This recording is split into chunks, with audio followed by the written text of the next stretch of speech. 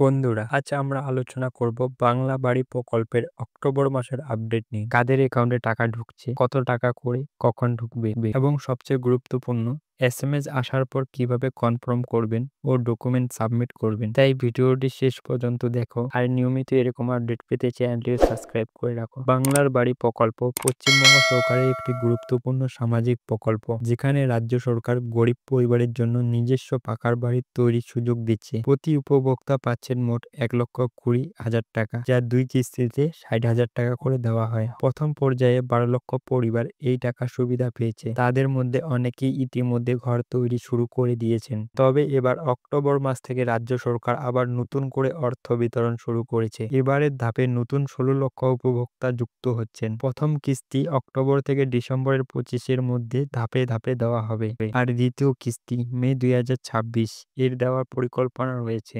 প্রতি উপভোক্তা এবারও পাবেন 60,000 টাকা করে প্রথম কিস্তি, যা সরাসরি তাদের ব্যাংক অ্যাকাউন্টে ঢুকবে।